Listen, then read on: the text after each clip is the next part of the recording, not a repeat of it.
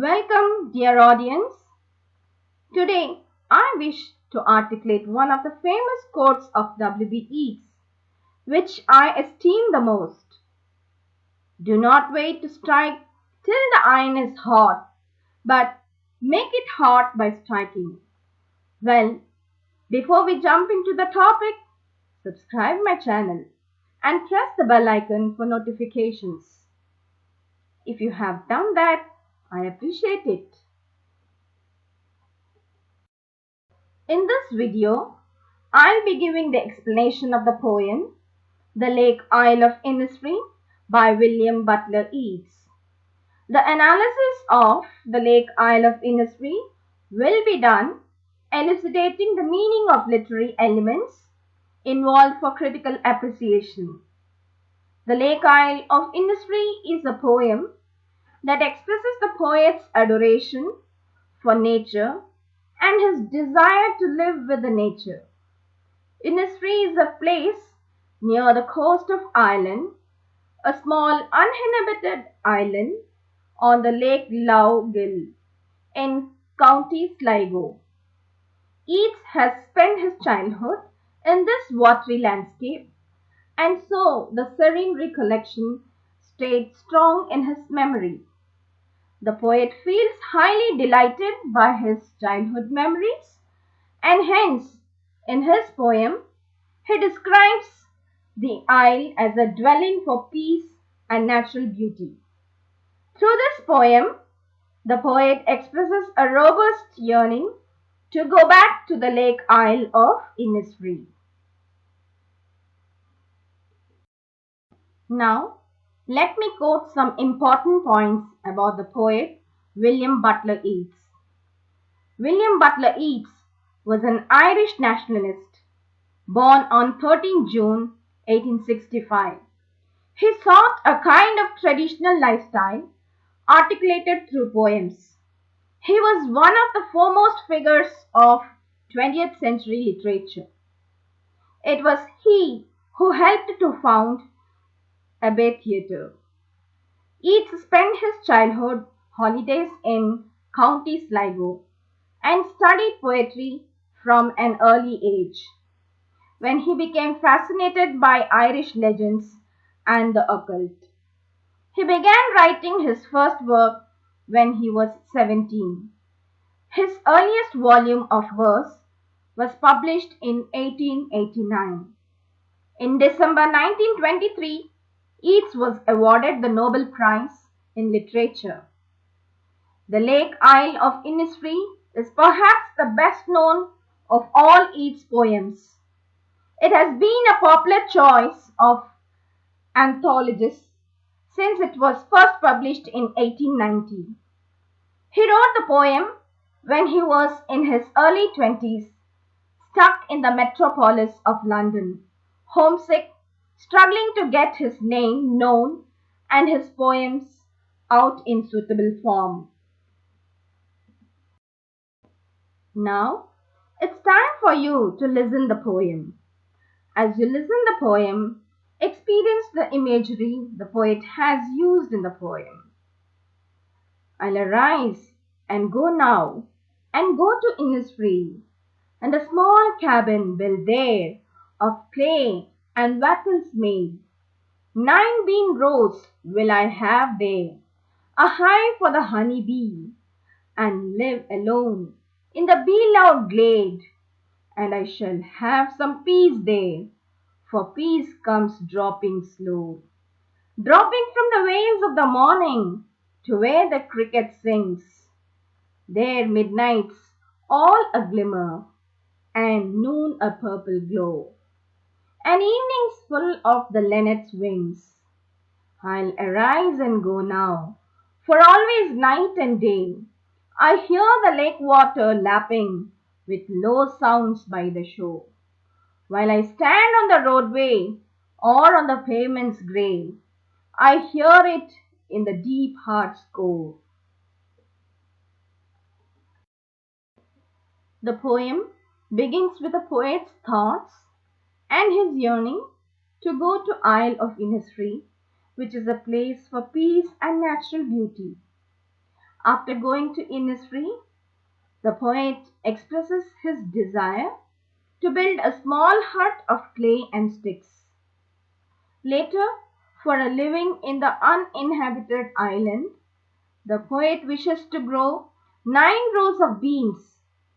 He also expresses his wish to have a hive for the honeybee so that he can relish the sweet nectar. His aspirations to live all alone and appreciate the serene beauty of the nature amidst the buzzing sound of the bees in the open space is apparent in this stanza. Through these lines, the poet notifies the reader his desire for a peaceful lifestyle. He wishes an escape from the metropolis and enjoy all alone in peace and tranquility in a hut built for himself on the Lake Isle of Innisfree. In the second stanza, the poet's admiration for the nature reaches its zenith. He cites a metaphorical relationship between the perception of peace and nature. He states that he shall experience the peace which will be coming slowly like the dewdrops falling early in the morning, and this peace shall last till the night where he could hear the crickets chirping. Here the poet compares the morning dew to the vales and the soft rays of the sun to the peace. The poet says that in such a place where nature exhibits its beauty to its apex, the midnight shining with the bright stars, the noon with radiant sunshine, and the linnets flying in the evening add beauty to the nature. The poet says that such a sight brings him peace. In the final stanza, the poet expresses his strong desire to leave for the isle. The poet, standing on the pavement, is tired of the metropolis of London and wishes to go to Innisfree to experience the peace and tranquility. The poet is fascinated by the serene beauty of Innisfree and says that the rhythm of the water splashing by the shore is lingering deep in his heart. The poet is clear in expressing his longing to escape into the nature for peace and recollection. Now let's look into the poetic devices used in the poem. Here we'll be discussing first about the rhyme scheme that is used in the poem, later alliteration, then we'll be talking about metaphor, then anaphor, and finally personification. Now let's see what these poetic devices are. First, the rhyme scheme. It utilizes repeating patterns to bring out rhythm in poems. Then we have alliteration. Alliteration is nothing but the repetition of initial consonant sounds at the beginning of each word. Then we have metaphor. Metaphor describes a person or object by referring to something that is considered to have similar characteristics to that person or object.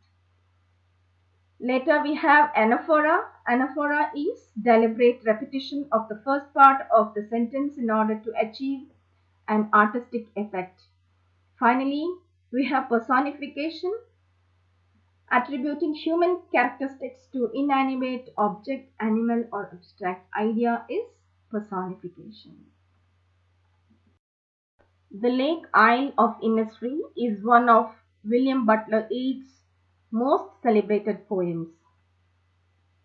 The poem consists of 12 lines separated in 3 quatrains. Here is the first quatrain, the second quatrain, and the third quatrain. And the rhyme scheme employed here is AB, AB, CD, CD, EF, EF. I have given a detailed explanation in my previous video about how to find the rhyme scheme. Those who have missed can refer those. Now let us see the alliteration that is used here. In this third line, you can see the word hive and honeybee. Ha sound is repeated. So these are the alliterations used here. In the same way, in the next line, you can see live and loud. La sound is repeated. So these are the alliterations. Next, let us go to the 10th line. Lake, lapping, low. La sound is repeated and this is the alliteration. Next, we shall see the metaphor used. Now, just see the phrase, the veils of the morning.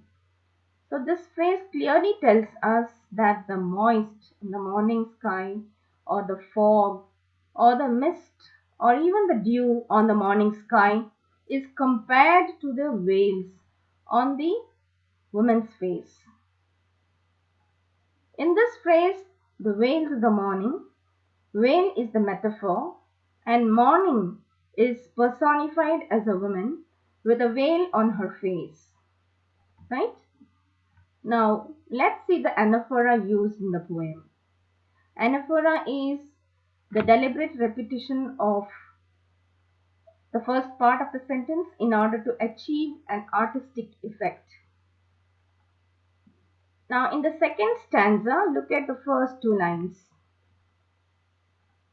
And I shall have some peace there, and for peace comes dropping slow, dropping from the veils of the morning to where the cricket sings.